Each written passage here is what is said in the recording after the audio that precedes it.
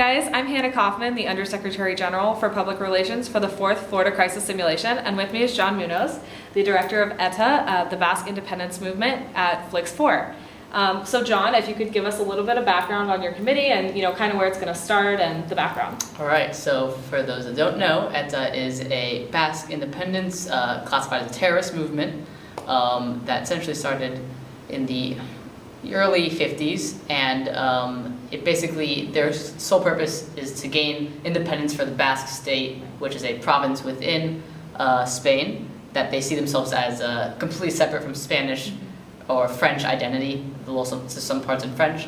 And my committee will begin in October of this year, so it's not a historical committee, and that is because basically the background for my committee is that ETA, which has been defunct since around 2011, has begun revamping its operations in light of the decision by Catalonia to have their own referendum for independence. So they're kind of taking advantage of a distracted Spanish government. Okay, very cool. So this is a very unique committee idea. It's not one you hear a lot on the circuit. Kind of where did you get this idea? Why ETA? All right. Well, actually, I am Spanish. My last name probably kind of can say, but in 2005, I believe, I went to Spain with my family, and we visited some family there. But we also took a kind of like a detour to Basque Country, and we went to the city of San Sebastian.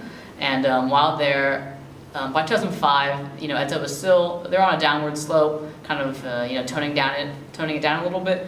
But they were still pretty prominent. They had a lot of graffiti in the area. And I remember, looking at some graffiti, and my parents were kind of like sheltering me, and I was like, well, I mean, what is that, Mom and Dad? And they kind of explained it. And since then, I've honestly had a love for Spanish politics and a really deep interest in it. Yeah, very cool. So this is such a unique committee, and FLCS is, kind of a unique conference in that we let our directors have a lot of freedom. What element are you most excited about for your crisis in particular? All right. At the end of the day, ETA is it's a terrorist organization, so I hope my delegates will be doing some pretty crazy stuff. Right. I expect there to be, kidnappings, execution, car bombings. Yeah. I'm going to try to, really make it as real as possible. Right. Nobody getting hurt, of course. Right. And, as a final question, you're a sophomore member in the club, you have a lot of competition experience, but I think this is your first time directing a crisis. Yep. So, kind of what's your mentality moving forward in directing this crisis? All right. Well, as a delegate, I always like to see my crisis plans really get put into action and kind of affect the way committee, moves. So that's what I'm trying to, emulate as a director. Okay. I want a lot of my crises. I have some very vague ideas of how I want it to go, where I kind of want it to end. But Right. I ultimately want it to come down to the delegates and their behind the scenes actions. Right. Very cool. And just as like a fun question to wrap up, if you were any House of Cards character, who would you be and why?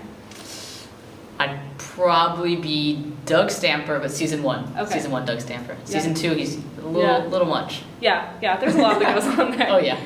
Anyway, thank you, Jon. And thank you guys for watching. If you haven't already, like us on Facebook at the 4th Florida Crisis Simulation, and follow us on Twitter and Instagram at FLCS_UF. Thanks, guys.